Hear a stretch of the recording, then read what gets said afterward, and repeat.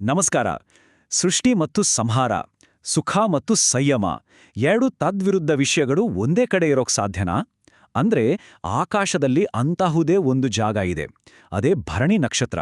ಬನ್ನಿ, ಇವತ್ತು ನಾವು ಈ ಭರಣಿ ನಕ್ಷತ್ರದ ಆಳಕ್ಕೆ ಇಳಿದು ಅದರ ಒಳಗಿರುವ ವಿರೋಧಾಭಾಸಗಳನ್ನ, ಅದರ ಸಂಕೀರ್ಣತೆಯನ್ನ ಅರ್ಥ ಮಾಡ್ಕೊಳ್ಳೋಣ. ಭರಣಿ ಅಂದ ತಕ್ಷಣ ಬರುವ ಮೊದಲ ಪ್ರಶ್ನೆ ಅಂದ್ರೆ, ಇದೊಂದು ಸುಖ ಕೊಡುವ ನಕ್ಷತ್ರನಾ ಅಥವಾ ನೋವು ಕೊಡುವ ನಕ್ಷತ್ರನಾ? ಒಂದು ಕಡೆ ಶುಕ್ರನ ಪ್ರಭಾವದಿಂದ ಕಲೆ, ಸೌಂದರ್ಯ, ಐಷಾರಾಮ ಎಲ್ಲವನ್ನೂ ಇದು ಪ್ರತಿನಿಧಿಸುತ್ತೆ. ಆದರೆ ಇನ್ನೊಂದು ಕಡೆ ಇದರ ಅಧಿಪತಿ ಯಮ, ಅಂದ್ರೆ ಶಿಸ್ತು, ಕರ್ಮ, ಜವಾಬ್ದಾರಿ ಇವೆಲ್ಲವೂ ಬರುತ್ತೆ ಅಲ್ವಾ?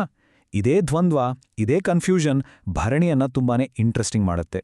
ಸರಿ, ಮೊದಲು ಸ್ವಲ್ಪ ಬೇಸಿಕ್ಸ್ ನೋಡೋಣ.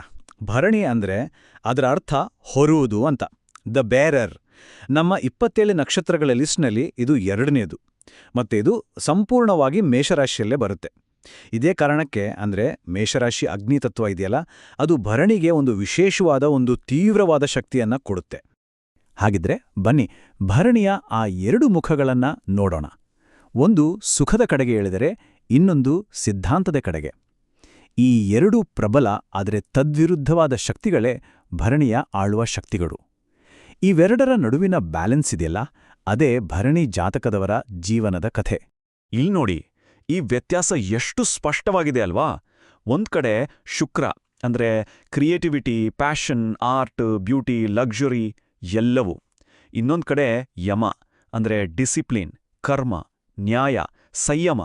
ಶುಕ್ರ ಹೇಳ್ತಾನೆ ಎಂಜಾಯ್ ಮಾಡು ಅಂತ, ಯಮ ಹೇಳ್ತಾನೆ ಜವಾಬ್ದಾರಿಯಿಂದ ಇರುವಂತ. ಈ ಎರಡರ ನಡುವೆ ನಡೆಯುವ ನಿರಂತರ ಟಗ್ ಆಫ್ ವಾರ್ ಇದೆಯಲ್ಲ, ಅದೇ ಭರಣಿ ಜಾತಕದವರ ಲೈಫ್. ಭರಣಿಯ ಚಿಹ್ನೆ ಯೋನಿ ಅಥವಾ ಗರ್ಭ.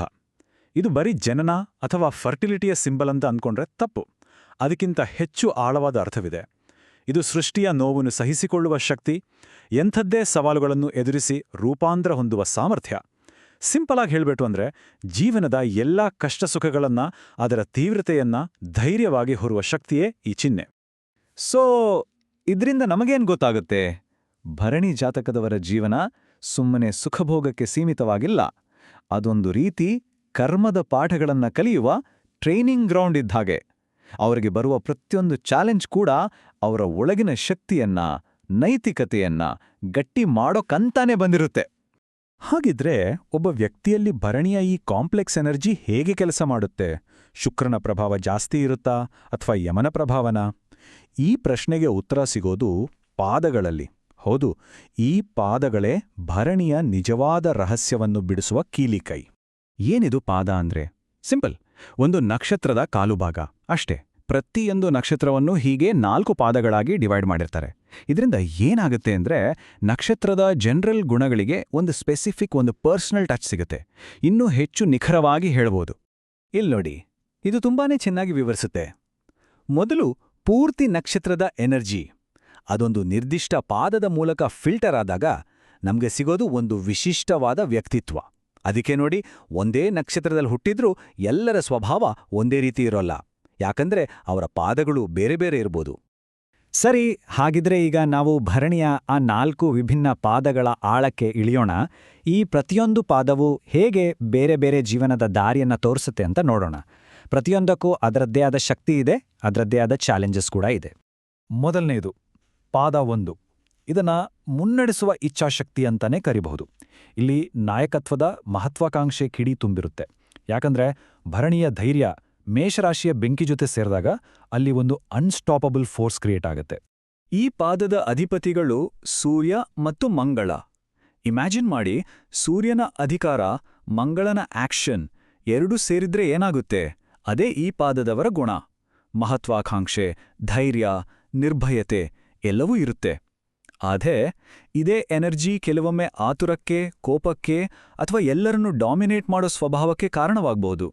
ಇವರ ಈ ಹೈ ಎನರ್ಜಿ, ನಿರ್ಧಾರ ತೆಗೆದುಕೊಳ್ಳುವ ಗುಣಕ್ಕೆ ಯಾವ ವೃತ್ತಿಗಳು ಸರಿ ಹೊಂತವೆ ಅಂದ್ರೆ ನೋಡಿ, ಉದ್ಯಮಶೀಲತೆ, ಡಿಫೆನ್ಸ್, ಪೊಲೀಸ್, ಪಾಲಿಟಿಕ್ಸ್, ಸ್ಪೋರ್ಟ್ಸ್ ಈ ಥರ ರಿಸ್ಕ್ ತೆಕ್ಕೊಳ್ಳುವ, ಮುನ್ನಡೆಸುವ ವೃತ್ತಿಗಳಲ್ಲಿವರು ತುಂಬಾನೇ ಯಶಸ್ಸು ಕಾಣ್ತಾರೆ. ಈಗ ಪಾದ 2ಕ್ಕೆ ಬರೋಣ. ಇದನ್ನ ವ್ಯಾವಹಾರಿಕ ಕಲಾವಿದ ಅಥವಾ ದ ಪ್ರಾಕ್ಟಿಕಲ್ ಆರ್ಟಿಸ್ಟ್ ಅಂತ ಹೇಳಬಹುದು. ಇಲ್ಲಿ ಕ್ರಿಯೇಟಿವಿಟಿ ಮತ್ತೆ ಮಟೀರಿಯಲ್ ಸಕ್ಸೆಸ್ ಎರಡೂ ಒಟ್ಟಿಗೆ ಸೇರುತ್ತೆ. ಅಂದ್ರೆ ಶುಕ್ರನ ಕಲೆ ಜೊತೆ ಬಿಸ್ನೆಸ್ ಜಾನ ಕೂಡ ಇರುತ್ತೆ. ಇದರ ರೂಲರ್ಸ್ ಶುಕ್ರ ಮತ್ತು ಬುಧ. ನೋಡಿ, ಶುಕ್ರನ ಆರ್ಟಿಸ್ಟಿಕ್ ಸೆನ್ಸ್ ಜೊತೆ ಬುಧನ ಬಿಸ್ನೆಸ್ ಮೈಂಡ್ ಸೇರಿದಾಗ ಏನಾಗುತ್ತೆ, ಅವರು ಸೌಂದರ್ಯವನ್ನು ಕೂಡ ಲಾಭದಾಯಕ ಮಾಡಬಲ್ಲರು. ಕಲೆ ಮತ್ತು ವ್ಯಾಪಾರ ಎರಡರಲ್ಲೂ ಇವರು ಸಕ್ಸಸ್ ಕಾಣ್ತಾರೆ. ಆದರೆ ಶುಕ್ರನ ಪ್ರಭಾವದಿಂದ ಕೆಲವೊಮ್ಮೆ ಅತಿಯಾದ ಸುಖಭೋಗ, ದುಬಾರಿ ವಸ್ತುಗಳ ಮೇಲಿನ ವ್ಯಾಮೋಹ ಒಂದು ಚಾಲೆಂಜ್ ಆಗಬಹುದು. ಇವರ ಈ ಆರ್ಟಿಸ್ಟಿಕ್ ಮತ್ತು ಫಿನಾನ್ಷಿಯಲ್ ಟ್ಯಾಲೆಂಟ್ ಎಲ್ಲೆಲ್ಲಿ ಮಿಂಚುತ್ತೆ ಅಂದ್ರೆ ಕಲೆ, cinema, fashion, designing, finance, banking. ಅಷ್ಟೇ ಅಲ್ಲ, ಲಕ್ಸುರಿ ಬಿಸ್ನೆಸ್ಗಳಲ್ಲಿ ಕೂಡ ಇವರು ಚೆನ್ನಾಗಿ ಯಶಸ್ಸು ಗಳಿಸ್ತಾರೆ. ಮುಂದಿನದು ಪಾದ 3, ದ ಕಮ್ಯುನಿಕೇಟರ್ ಅಂದ್ರೆ ಸಂವಹನಕಾರ. ಹೆಸರೇ ಹೇಳೋ ಹಾಗೆ ಇಲ್ಲಿ ಬುದ್ಧಿವಂತಿಕೆ, ಜ್ಞಾನ ಮತ್ತೆ ಕಮ್ಯುನಿಕೇಷನ್ ಸ್ಕಿಲ್ಸ್ಗೆ ತುಂಬಾನೇ ಪ್ರಾಮುಖ್ಯತೆ ಇರುತ್ತೆ. ಇಲ್ಲಿ ರೂಲರ್ಸ್ ಬುಧ ಮತ್ತು ಶುಕ್ರ. ಬುಧನ ಶಾರ್ಪ್ ಇಂಟೆಲೆಕ್ಟ್, ಶುಕ್ರನ ಸೋಷಿಯಲ್ ಸ್ಕಿಲ್ಸ್ ಇವೆರಡೂ ಸೇರಿ ಇವರನ್ನ ಗ್ರೇಟ್ ಕಮ್ಯುನಿಕೇಟರ್ಸ್ ಮಾಡುತ್ತೆ. ಇವರ ಮಾತು, ಇವರ ಅಡ್ಯಾಪ್ಟಬಿಲಿಟಿ ಇವರ ದೊಡ್ಡ ಶಕ್ತಿ. ಆದರೆ ಬುಧನ ಚಂಚಲತೆ ಇದೆಯಲ್ಲ, ಅದರಿಂದಾಗಿ ಕೆಲವೊಮ್ಮೆ ಫೋಕಸ್ ಮಾಡೋದು ಸ್ವತಃ ಕಷ್ಟವಾಗಬಹುದು. ಇವರ ಈ ಕ್ವಿಕ್ ಮೈಂಡ್ ಮತ್ತೆ ಕಮ್ಯುನಿಕೇಷನ್ ಸ್ಕಿಲ್ಸ್ಗೆ media, journalism, public relations, marketing, teaching ಈ ಥರದ ಫೀಲ್ಡ್ಗಳು ಪರ್ಫೆಕ್ಟಾಗಿ ಸೂಟ್ ಆಗುತ್ತೆ. ಇನ್ನು ಕೊನೆಯದಾಗಿ ಪಾದ 4, ದ ನರ್ಚರಿಂಗ್ ಹೀಲರ್ ಅಂದ್ರೆ ಪೋಷಿಸುವ, ಆರೈಕೆ ಮಾಡುವ ಚಿಕಿತ್ಸಕ. ಇದು ಭರಣಿಯ ಇನ್ನೊಂದು ಮುಖ. ಅತ್ಯಂತ ಭಾವನಾತ್ಮಕ, ಸೂಕ್ಷ್ಮ ಮತ್ತು ಕೇರಿಂಗ್ ಸೈಡ್. ಇದರ ಅಧಿಪತಿಗಳು ಚಂದ್ರ ಮತ್ತು ಮಂಗಳ. ಇಲ್ಲಿ ಚಂದ್ರನ ಇಮೋಷನಲ್ ಡೆಪ್ತ್ ಅಂದ್ರೆ ಭಾವನಾತ್ಮಕ ಆಳ ಮತ್ತು ಮಂಗಳನ ರಕ್ಷಣಾತ್ಮಕ ಗುಣ ಎರಡೂ ಒಂದಾಗುತ್ತೆ. ಇದರಿಂದ ಇವರು ತುಂಬಾನೇ ಸಹಾನುಭೂತಿ ಉಳ್ಳವರಾಗಿರ್ತಾರೆ.